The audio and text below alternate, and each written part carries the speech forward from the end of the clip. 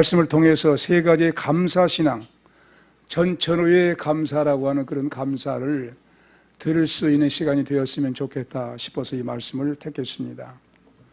우리 인간들이 태어날 때 이제 어머니 뱃속에서 잉태함을 받아서 태어날 때 사실은 아마 산모들께서는 모든 아이들이 태어나서 입을 옷 여러 가지를 다 준비해 놓고 임산한 날을 기다리듯이 하나님께서는 우리에게 우리 인간을 이 땅에서 살아가기 위해서 천지를 창조하셨다고 말씀했습니다. 근데 천지를 창조하셨다고 말씀할 때 그 천은 그냥 우리는 그냥 하늘 그런데 이제 하늘들과 땅이라고 했어요. 하늘들과 땅. 그 하늘들 안에는 온 우주가 포함되어 있습니다. 우리가 보이는 태양계의 하늘뿐만 아니라 그것을 가리켜서 은하계라고 하면 수없는 은하계가 있다고 하죠. 그러니까 우리가 볼 수 있는 세상이 있고 볼 수 없는 세상. 그래서 망원 렌스로 보지요. 망원 렌스로까지 볼 수 없는 보이지 않는 그 세상까지 하나님은 하늘들로 창조를 하신 것입니다. 그리고 우리가 보이는 우주, 태양계죠. 그 하늘들, 그래서 하늘들과 그 땅이라고 했어요. 그러니까 이 하늘들과 그 땅이라고 할 때 땅은 모든 은하계, 하늘들과 대칭되는 것이 이 지구입니다. 이 지구가 대단한 존재예요. 모든 우주가 이 땅을 바라보고 창조되셨다는 거예요. 이 지구가 굉장히 대단한 겁니다. 왜? 그래서 지구를 며칠 동안 창조했습니까? 6일 동안이죠. 완성은 7일입니다. 그리고 나흘째에 가서는 이미 천지를 창조하시니라 할 때 창조가 일월성시 다 이루어진 것이에요. 그리고 나흘째에 너는 빛을 발하라 사명을 주신 것입니다. 여러분, 천지가 이 우주가 돌아갈 때 언제 돌아간 줄 아세요? 하나님이 빛을 창조하시니라 할 때 빛이 창조되면서 우주가 정리정돈이 된 겁니다. 그리고 돌아간 겁니다. 이 모든 이 창조의 역사가 지구를 위해서, 지구를 향해서 하늘들이 창조되었다는 거예요. 지구가 얼마나 귀한 존재인가를 알 수가 있잖아요. 지구는 뭘 위해서? 6일 동안 뭘 위해서? 우리 인간을 살기 위해서 쾌적한 모든 환경, 먹을거리, 우리가 또 친구가 되는 것들, 우리가 사용해야 할 것들 다 준비해 놓으시고 마지막에 인간을 창조하신 것입니다. 그래서 복이라고 할 때 에덴 동산을 창조하신 그 자체가 복입니다. 복이라 할 때 복이 무엇이냐? 이미 여러분들에게 한자를 많이 보여줬습니다마는 복자라고 할 때 앞에 왼쪽에 있는 볼시자는 하늘에서 땅에 내려온 하나님, 삼일체 하나님을 의미합니다. 그리고 한일자는 한 사람 아담을 위해서 밭전자, 밭전자는 안에 네 개로 나눠져 있잖아요. 네 강을 말합니다. 에덴 동산을 창조하신 하나님께서 에덴 동산을 창조하시고 아담에게 복을 주신 거예요. 그러므로 복은 근본적으로 하나님이 함께 하신 것이 복인 줄로 믿습니다. 하나님이 함께 하신 거예요. 이렇게 하나님께서 지구를 창조하시고 인간들이 살아갈 수 있는 모든 것을 먼저 준비하신 하나님. 마치 어머니가 아이를 해산하기 위해서 준비해 놓고 아이를 해산한 것처럼 하나님은 그렇게 우리를 지구에서 살아갈 수 있는 인간을 위해서 하나님 형상과 모양으로 창조하시고 그렇게 창조하신 그 하나님을 한번 생각해 보세요. 그리고 우리에게 이 365일 이 지구에서 날마다 살아갈 수 있도록 하나님께 준비해 주신 그 하나님, 이런 하나님의 놀라운 은혜 생각하면 우리가 늘 감사할 수밖에 없는 대단한 존재가 하나님의 형상으로 창조된 우리 인간들입니다. 인간은 뭘 위해서? 오직 하나님의 영광을 찬양하며 감사하며 살아가기 위해서, 그래 우주의 대표자로 인간을 창조하셔서 영광 받으시기 위해서 창조하신 줄로 믿습니다. 얼마나 대단한 존재입니까? 감사하죠. 그래서 오늘 이 말씀 보면 특별히 사무엘상 7장 12절에 보면은요, 이 무슨 말이냐 하면 여기까지 하나님이 도우셨다 해서 에베네셀을 그랬어요. 왕정 시대가 이루어지기 전에, 사울 왕, 다윗 왕을 세우시기 전에 사사 시대가 있었습니다. 사사란 말은 판관자, 재판관, 그런 말입니다. 이 사람들로 이루어지는데, 이제 마지막 왕을 세우기 이전에 사사시에 이제 사사가 마지막 시대를 지향하면서 엘리라고 하는 사람입니다. 나타나요. 엘리는 대제사장입니다. 대제사장이에요. 대단한 존재예요. 그러면서 사사예요. 두 아들이 있어요. 홈리와 비느하스. 근데 항상 블레셋이 괴롭혀요. 블레셋이 전쟁이 일어난다고 하니까 홈리와 비느하스가 법궤를 가지고 와서 싸워요. 이건 좀 약간은 미신적이에요. 법궤를 가져가면 이긴다. 마치 영화에서 그런 영화가 있어요. 어떤 신부가 귀신을 쫓아내는데 십자가로 이렇게 내밀어요. 그럼 귀신이 물러갈 줄 알아. 십자가 자체가 중요합니까? 예수도 이름이 더 중요합니까? 예수도 이름이죠. 싸워서 졌어요. 법궤를 가지고 왔는데 진 거예요. 법궤는 뭘 말합니까? 하나님의 임재를 의미해요. 그럼에도 불구하고 진 거예요. 왜 그랬을까요? 홈리와 비느하스가 잘못한 거예요. 죄를 진 사람입니다. 범죄한 거예요. 엘리의 대제사장의 아들이라고 하면 대제사장의 자리를 물려받아야 할 국가적인 대단한 지도자예요. 그 지도자감들이 범죄한 거예요. 범죄했으니 전쟁의 법궤를 가지고 나간들 이기겠냐 그 말이에요. 질 수밖에 없는 필연적인 사건이었어요.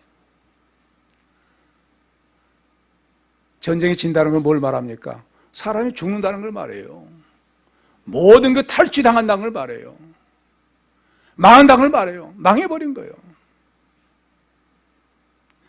그런 가운데서 하나님께서 이스라엘 백성 그래도 긍휼히 여기사 누구를 대신 그동안에 길러 주신 것이면 사무엘입니다.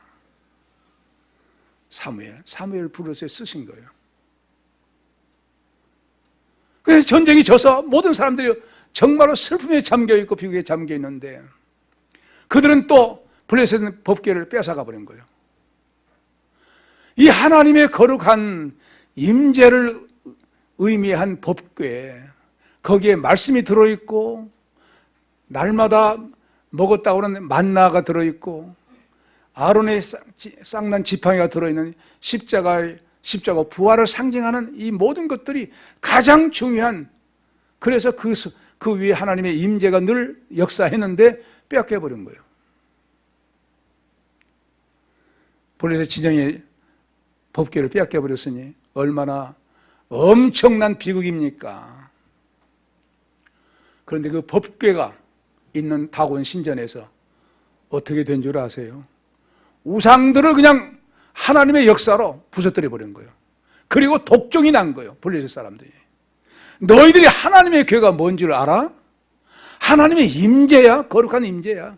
거룩한 백성들에게 맡겨준 거룩한 법궤야. 너희들이 함부로 가지고 와? 독종이 들어가지고 죽는 거예요. 아이고 큰일 났구나. 이거 다시 돌려줘야 되겠구나 하고 한 번도 수리를 매지 아니한 소를 통해 가지고 법궤를 이제 보물을 싣고 가게 해요. 벳세메스로. 그들이 울면서도 돌아보지 않고 목적을 향해서 가지요. 법궤가 오니까 얼마나 기뻐요. 그 사람들이 들여다본 거예요. 야, 법궤가 와버렸네 하고 들여다본 거예요. 뭐가 잘못된 겁니까? 함부로 법궤를 들여다본 그 일로 인해서 들여다본 사람들이 다 죽어요. 그러니까 이제 다른 곳에 정중히 모시게 됩니다. 그런데 또 쳐들어와요. 이 블레셋 사람들이 쳐들어오니까 큰일 났다 싶어가지고 사무엘에게 찾아온 거예요. 사사에게. 사무엘은 이제 사사하면서 선지자죠. 제발 우리를 위해서 기도해달라고. 하나님 앞에 기도해달라고. 당신 우리 위해서 기도해달라고. 우리는 가서 싸울 테니까 기도해달라고. 그래서 기도합니다. 기도하니까 하나님이 우리를 바라여서 블레셋 사람들을 또 쫓아내버린 거예요. 하나님의 놀라운 임재로 말미암아, 역사심으로 말미암아 그들이 하나님 앞에 회개하면서 돌아온 거예요. 회개하면서 하나님 앞에 돌아와서 제발 이제 우리를 위해서 기도해달라고. 하나님은 사무엘은 못 했겠습니까? 이 백성들의 잘못한 죄를 용서해달라고 기도한 거예요. 그리고 하나님 긍휼하게 해달라고. 그런 기도가 보좌에 상달되면서 우리는 바라해져서 블레셋 진영은 완전히 괴멸된 거예요. 이렇게 하나님 앞에 돌아왔을 때 모든 것이 전쟁에서 승리하게 된 역사를 체험케 됩니다. 그래서 너무 감사해가지고 도를 취해가지고 하나님 앞에 우리 감사의 제단을 드리자 하고 이 장소를 에베넷을 드리면서 여기까지 하나님께서 우리를 도우셨다고 하면서 기념석을 세우면서 하나님 앞에 감사 예배를 드린 겁니다. 오늘날 같은 감사 예배고 당신은 감사 제사지요. 우리가 이제 2019년도를 돌아봤을 때 아마 개인적으로도 혹은 국가적으로도 우리 교회적으로도 여러 가지 생각할 수가 있을 것입니다. 여기까지 하나님께서 오게 하신 것, 우리는 하나님 앞에 감사할 수 있는 마음으로 예배가 되시기를 바랍니다. 그 다음에 이제 그건 여기까지 도우셨으니까 이제는 임마누엘에 관해서 말씀해요. 왜 처녀가 아들을 낳으려니 임마누엘 하리라 이렇게 이 말씀을 택하였느냐. 임마누엘이라는 것은 지난번에도 말씀을 드린 바 있습니다만은 우리 하나님이 우리와 함께 하시다 그런 뜻입니다. 하나님 우리와 함께 하시다. 이제 처녀가 잉태의 아들을 낳을 거 그 이름이 임마누엘 하리라 그런 말씀했어요. 그래서 임마누엘 우리와 함께 한다는 게 우리 내가 아니죠. 개인이 아니고 우리와 공동체. 예수님이 오셔서 이스라엘 민족 공동체에 함께 하신 거예요. 그리고 그들에게 말씀을 증거하신 것입니다. 임마누엘 된 거예요. 그리고 가셨어요. 부활 승천에 가셨습니다. 가시고 다시 오신다고 했어요. 그러면서 하신 말씀은 요한복음이 14장과 15장에 나와요. 이제는 진리의 성령, 아버지께서 보낼 성령이 이제 너희 안에 계시겠다고 그래요. 그래서 저가 내 안에 내가 저 안에 계시겠다는 거예요. 그래서 임마누엘 제가 임이란 말은 함께란 말입니다. 누란 말은 우리, 엘이란 말은 하나님이란 말이에요. 그러면 이 하나님 우리와 함께라고 한 말씀이 임마누엘인데 나와 함께 한다고 하면 히브리어가 어떻게 변화되냐면 임마니엘입니다. 임마니엘. 그러면 나와 함께 하나님이 함께 하신다. 여러분과 함께 임마니엘 하시기 바랍니다. 임마니엘, 그게 무엇이 내 안에 계신 거예요. 예수님은 공동체 이스라엘 민족에게 복음을 증거하기 위해서 임마누엘 하셨지만 예수님이 가신 다음에 성령을 보내셔서 우리 안에 임마누엘, 우리 안에 계시게 하신 하나님의 놀라운 역사예요. 이런 사실을 본다고 하면 우리 안에 계신 하나님을 항상 모신 가운데 현재 생활은, 신앙생활의 가장 중요한 것은 과거도 중요하지만 현재 중요해요. 지금은 어떻게 계신다는 거예요? 하나님은 어떻게 계신다는 거예요? 내 안에 나와 함께 계신다. 이런 믿음으로 이제 사실 수 있기를 바랍니다. 그 다음에 이제 마지막으로 여호와 이레예요. 여러분 여호와 이레 너무 잘 알지요? 이제 아브라함이 하나님께서 네 독자 이삭을 내가 지시한 산에 가서 바치라고 한 말씀이 딱 주어진 거예요. 그때 시련의 관문이 있어요. 어떤 관문이에요? 만일 사랑하는 아내 사라가 이 사실을 알게 되면은 아들 이삭을 여호와께 바치라 한다고 그냥 다녀오십시오 하겠습니까? 가 죽는다는데 안 그러겠어요? 그러니까 전혀 하나님이 자기에게 지난밤에 계시한 그 내용을 전혀 얘기하지 않아요. 아내에게 얘기하지 않아요. 여기에서 우리는 무엇을 알 수가 있느냐? 여러분, 신앙은요, 하나님과 나와, 남편과 아내가 믿는다 할지라도 남편대로 하나님과 남편, 아내는 아내대로 하나님과 아내, 각자의 관계예요. 그러니까 무슨 말이 안 통해요? 내가 부인 예수 믿으니까 부인 치마 잡고 난 정부 갈 거야. 안 돼요, 돼요? 될 수가 없지요. 하나님과 나의 관계예요. 아브라함도 그 신앙을 지키기 위해서 사라에게 말하지 않은 거예요. 자기 신앙을 지키기 위해서, 하나님이 자기에게 말씀하신 그 명령을 지키기 위해서 사라에게 말하지 않는 거예요. 그리고 떠난 거예요. 두 종들에게 나무를 준비해가지고 가지고 가게 합니다. 그리고 들어보니까 모리아산이 보여요. 지시한 산이 보여요. 거기 딱 종들을 거기 머물게 해요. 야, 내가 아들과 함께 제사드리고 올 테니까 여기들은 머물러 있어라 그래요. 왜 그럴까요? 두 채 난관이 종들이요. 아이고, 주인님께서 이 아들을 바치라고, 아들을 죽이다니요. 이게 정신이 나간 것 아닙니까? 오늘날은 뭐라고 했어요? 아브라함이 치매 걸렸네. 이렇게 말할 수도 있죠. 그럼에도 불구하고 이런 난관을 딱 제지시키기 위해서, 자기 신앙 지키기 위해서, 말씀 순종하기 위해서 두 종들을 여기 머물게 하고, 그 다음에 이제 아들과 함께, 아들에게 이제 짐을 지우죠. 나무를 지고 갑니다. 한참 가다가 당도 하는데 아들이 물어요. 세 채 난관이 있는 거예요. 아버지, 불과 나무는 있는데 칼은 누가 아브라함이 가져가요. 번제할 어린 양은 어디 있습니까? 그러니까 한 말이 무슨 말이에요? 여호와 이래. 여호와께서 하나님이 준비할 여호와의 산에서 준비되리라. 그 말씀이 여호와 이래예요. 미래에 관해서 누가 하신다는 거예요? 하나님이 하신다는 거예요. 참 놀라워요. 분명히 자기 아들을 바칩니다. 그런데 말은 뭐라고 합니까? 여호와 산에서 여호와께서 준비하신다.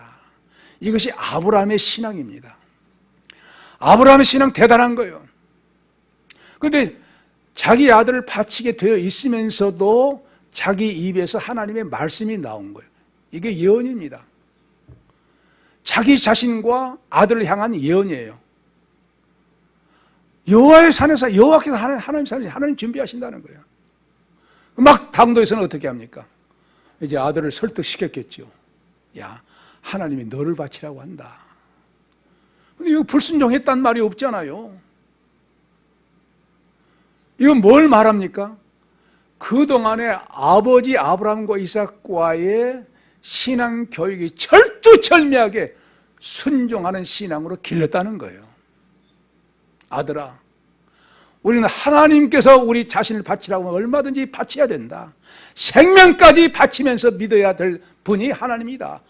교육시키지 아니했다고 하면 어떻게 아마 청소년 때가 될 것인데 그때 내가 죽겠습니다 했을까요? 그런데 야사에는 이렇게 나와요. 아버지, 나도 마음이 변할 수가 있으니까 빨리 칼을 들어 나를 치십시오. 그런 내용이 이제 전해지고 있어요. 성경에는 없지만은. 그만큼 순종한 아들로 교육된 거예요. 우리가 신앙생활 보통 해서 되는 것이 아니라 하려면 진짜로 해야 돼요. 어떤 신앙이에요? 내 생명 지금도 바치라면 난 바칠 수 있습니다. 아멘. 영광입니다 라고 믿을 수 있는 그런 신앙, 생명 건 신앙 되시기 바랍니다. 그것이 바로 에스더의 신앙, 주기철 목사님의 신앙이에요. 자, 그런데 오늘 이 6.25 전쟁 때 그랬다고 하잖아요.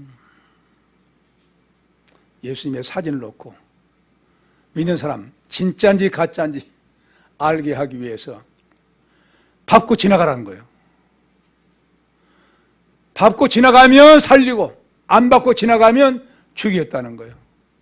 거의 다 밟고 지나간 거예요. 욕하고 침뱉고. 안 밟고 지나간 사람이 있어요. 죽게 될까요? 살게 될까요? 그 사람만 산 거예요. 그 지휘관이 공산주의 세계 속에서 하나님을 믿는 사람이었던가 봐요. 가짜 다 골라서 죽이고 진짜 살게 했다는 그런 일화가 있어요.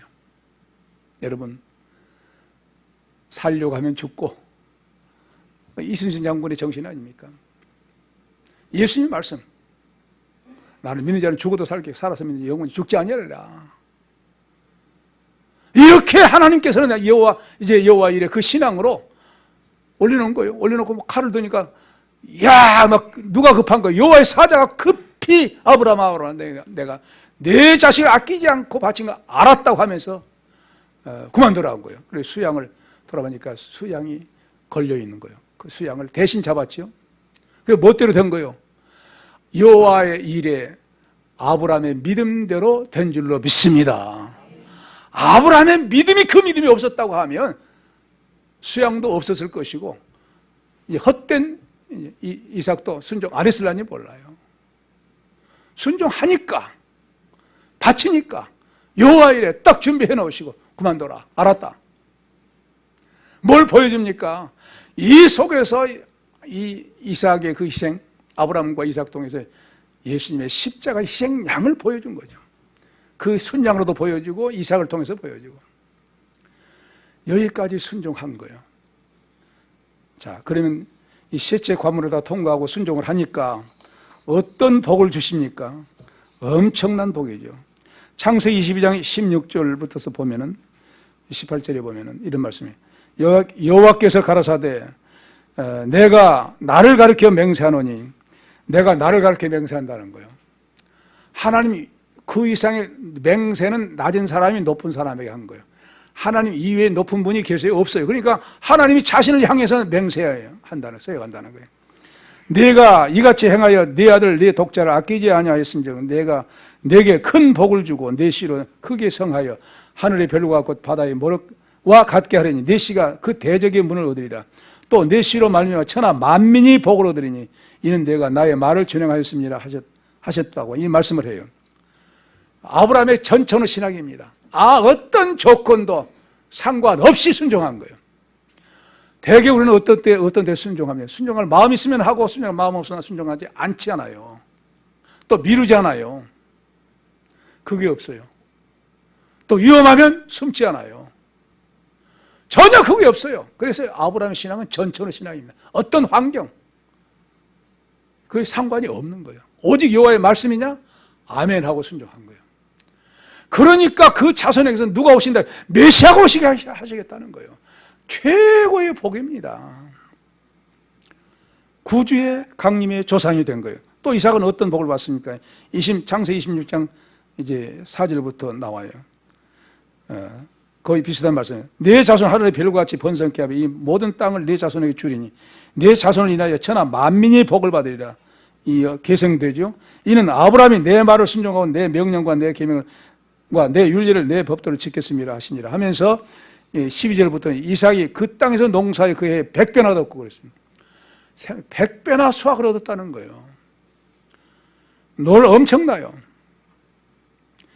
그리고 그 사람이 창대하고 왕성하여 마침내 거부가 되어 양과 소가 떼를 이루고 노복이 심히 많음으로 블레셋 사람이 그를 시기하여 그 아비 아브람 때에 그 아비 종들이 반 모든 우물을 막고 흙으로 메웠더라. 아마 아비멜렉이 이삭에게 이르되 내가 우리보다 크고 크게 강성한즉 우리를 떠나가라.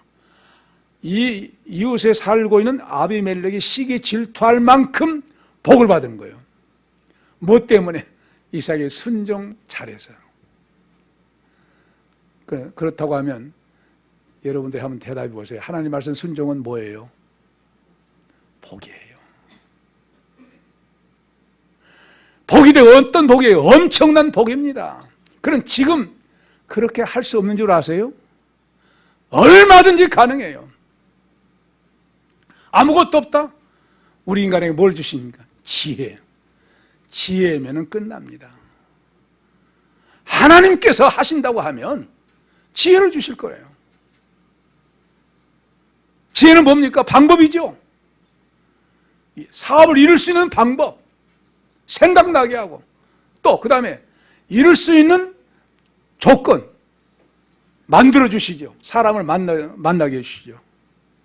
얼마든지 지금도 이삭이 농사를 지어서 100배나 수확을 얻었고, 저는 이미 말씀드린 바와 같이 구례중앙교회에서 한 장로님, 그때 집사 때요, 그분에게서 체험을 한 거예요.